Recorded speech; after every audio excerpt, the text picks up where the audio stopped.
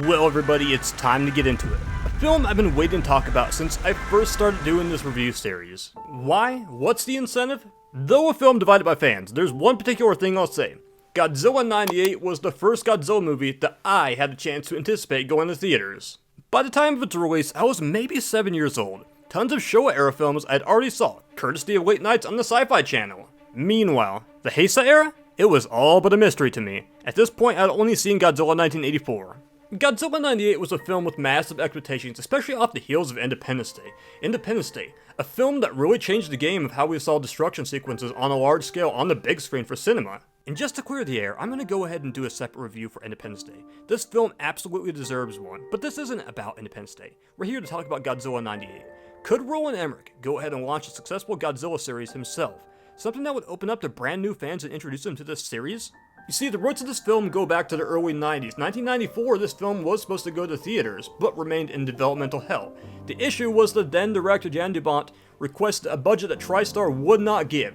So, he left the project, and his project remains unmade to this day. All we were left with was a single teaser for a film that never was. Regardless, TriStar's Godzilla would officially come out in 1998. It's time for Roland Emmerich and his team to step up and see what they could do. So here's one thing, you have to understand how big of a deal this was, especially for Godzilla to be on this brand new Hollywood platform. When I was a kid, I really remember how Godzilla movies were usually looked at, and usually kind of a joke, you know. Often when I mention Godzilla, the old, oh guys in rubber suits, terrible lip syncing, wires, that kind of conversation was incoming. And if it wasn't any of the above, it was the old, the only good Godzilla was the original with Raymond Burr. After that, I lost track and I made way too many. This was the kind of thing I heard back in the 90s. I'm being honest. I get these movies aren't exactly in everybody's taste and interests. Not everybody has the same interest in movies. But for the fans that enjoy these, it's the art and the message. That means the most. It was time for a big movie that would platform this character the correct way.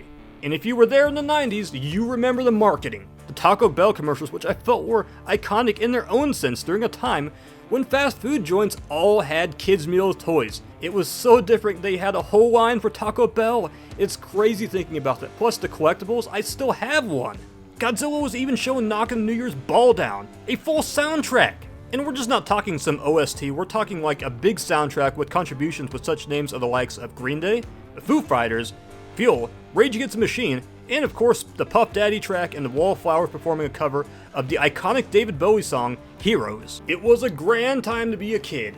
You name it and it was all there. Skinning my knee was instantly fun because I could go ahead and slap a Godzilla band-aid on the wound and run up to school with my Godzilla backpack. You bet I had it. The hype for seeing this film was very real. And one of my favorite aspects that I always hail when I think about this film is the sheer fact that they did a great job blanketing the Godzilla design. You always just saw a foot, tail, or the eye of Godzilla. And one thing that made this extra special was the sheer fact that I didn't have a lot of access to the internet when this movie came out. I mean, I had access to it at my dad's, but it was very little. It wasn't like nowadays where we have internet virtually everywhere we go.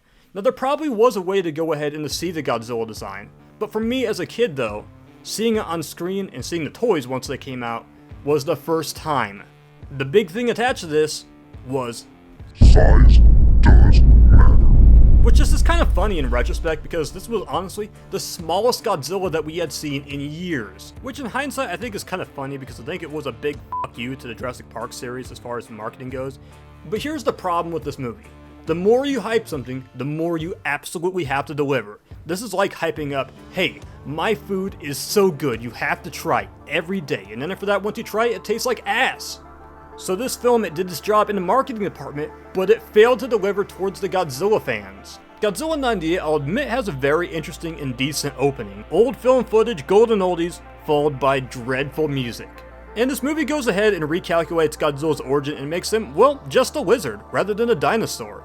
And it's unfortunately about to become a byproduct of nuclear weapons. Now sure, this is a great opening sequence, but there's a problem that we have to confront though. Godzilla 98 favors the idea of neutering the monster that it is. Every new Godzilla film tends to open up the series reintroducing Godzilla, and usually kind of reflects what's going on during the time and the dangers of nuclear weapons. An embodiment of nuclear weapons itself, pure destruction and doom. Here, a lot of that is all lost in this film and just favors Godzilla being a lost lizard in New York City. And then there's other parts of this film which I don't know if this was something they were trying to do or trying to replicate, but it kind of reminds me of Godzilla 1984, you know, with a ship attack and one lone survivor. This probably wasn't intentional, it was probably just something that was pure coincidence, at least I believe so. Then the rest of this movie hits us once we meet Nick the Topless, whose name gets butchered basically for a few cheap laughs in this film. Dr. Nico Topopoulos. Dr. Nico Topopoulos. How did Mrs. Tadopoulos handle that? It's the topless. But it's here at this point also that we go ahead and incorporate a storyline and approach that I don't think the audience really cares about, honestly, because basically we have somebody that's not over a love interest from the past. And we're not talking like a few years, we're not talking 4 years. We're talking 8 years this guy is still hung up on his ex. So I want to go ahead and sink my teeth into this right here.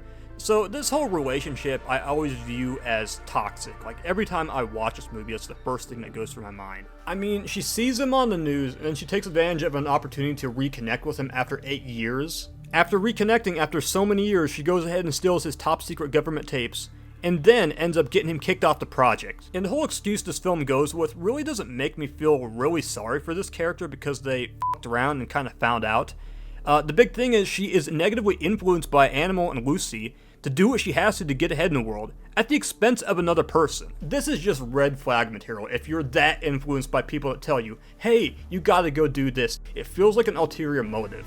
And it is kind of hard to excuse Nick, honestly, due to the fact I feel like there's a lot of negligence on his end, allowing her into an area where there is confidential information that cannot get out quite yet. Well, ultimately they get back together because they survived the holy matrimony moment of the romantic unionship of surviving being eaten by baby Godzillas. To the movie's credit, at least it goes ahead and excuses her by basically giving Nick the story to go ahead and publicly say that yes, there was a nest and that he was correct. Okay, so the final verdict. This doesn't exactly make someone's efforts okay to take advantage of them, especially for personal gain. Like, I'd be happy we both survived at least. But to go ahead and date, that's just one thing I wanted to dig into on this movie. The next thing is, can we go ahead and talk about what was this film's obsession with featuring Simpsons voice actors in it? We have Hank Azaria, known for voicing several characters, Nancy Cartwright, and even Harry Shearer, doing the same voice that he did as Kent Brockman. And it really kind of destroys some of the more shocking serious moments in this film. This is footage we have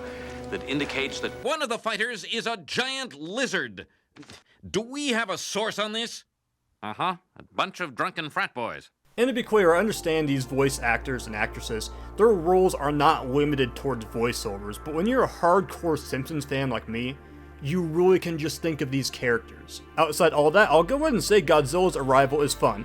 Maybe he's not ripping up the city, rather just wandering through it, but it's built up well. Something about New York City at least feels haunting, even if he's missing somehow in this large city. And even still by this point, we still don't get a clean look at Godzilla's face. But by the time we actually do, and it happens, it's done really well, and for 98 standards, the CGI isn't painful for the eyes. The soundtrack here shines absolutely, and props to David Arnold for this soundtrack that's just as gorgeous as Independence Day's.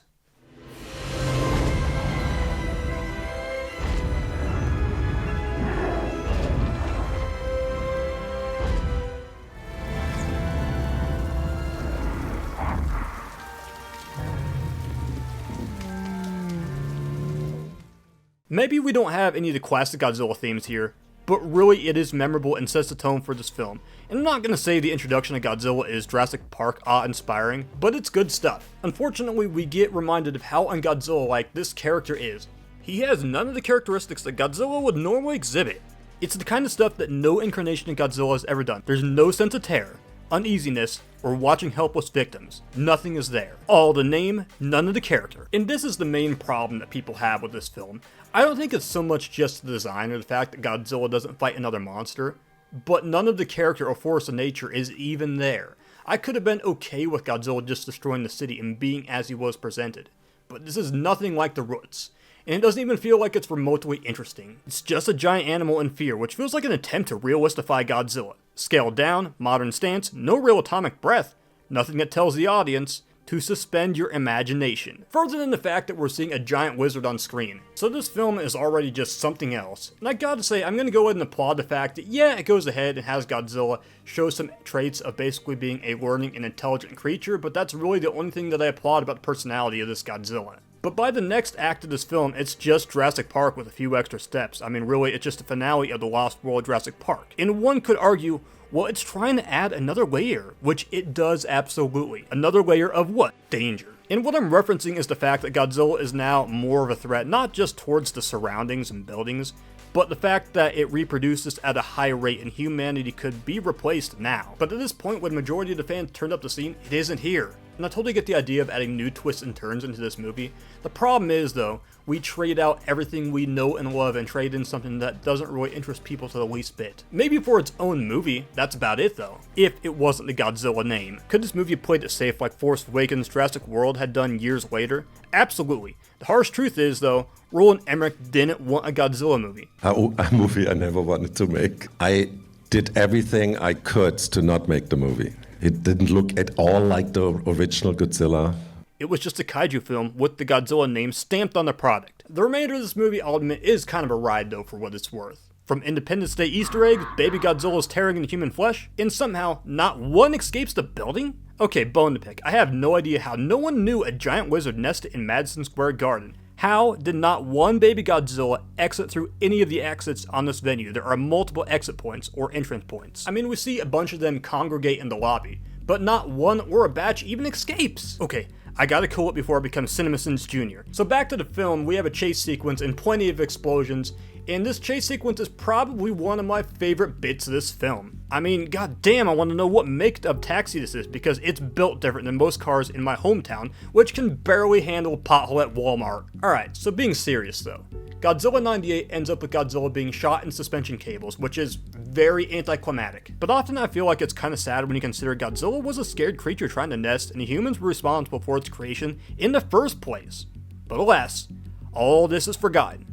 And sadly, I think most people space it. There's no real message in the end, nothing that reflects on our ways in the airs, or what we're responsible for with nuclear weapons. And yeah, it's obviously important to note this movie was supposed to wrap up and set up for a sequel that never happened. The closest though that we got to a sequel was the Godzilla 98 series, which kind of made this a little bit worth it in the end due to the fact the Godzilla 98 series was a lot closer towards the Showa Godzilla films and what we knew and loved. The script for this movie exists, but it was cancelled due to the lack of support, and really TriStar just took their earnings and walked. Sure, it made it in green and covered the movie's budget and marketing costs, but any future sequels would likely only end up as a loss. Whenever I go back and watch this film, it's kind of a mixed bag of emotions. I remember all the nostalgia, all the hype that it had building up to it, and best believe I did love this movie absolutely at one point. The problem is though, as an adult though, I definitely see the error when I go back and look at the original Godzilla movies and just see the progression. It's not about the whole rubber suit and guys fighting honestly type thing. It's not about that. It's about the fact that the message and anything important just isn't there. It's non-existent. It's a very large missed opportunity for its time. So this has me asking the question, what makes a Godzilla film Godzilla? We won't all have the same answer. Is it Godzilla looking like a traditional Godzilla? Is it Godzilla fighting another monster? For me, I've already talked about what I believe makes a Godzilla film. But for you, that's unique and exclusive towards you, the viewer. Godzilla 1984 is kind of a prime example of a Godzilla movie that can follow up the original one and have no fighting in it whatsoever. I love to bring that one up because I do think it is a very unique film. If anything, this is just a fun popcorn film. All I ask is go ahead and watch this movie and go ahead and develop your own opinion. If you haven't seen it and if you've seen some of the other Godzilla movies, it'll be interesting to see how you view this movie. Maybe you'll love it, maybe you'll hate it. If you've already seen this movie, chances are your opinion is already set in stone. In that case, I'd like to believe there's probably somebody who probably has seen this movie and never went back and watched it again. Maybe you walked out of the theater. It's all up to you to decide how much of a Godzilla movie this is on a scale from 1 to 10. Next up though, it's time to dive into the first Toho Godzilla movie in a few years, because Toho's Godzilla series is coming back sooner than expected. The next movie, Godzilla 2000. The first and only Toho Godzilla movie that I've seen in theaters. Join me next time. Thank you for watching.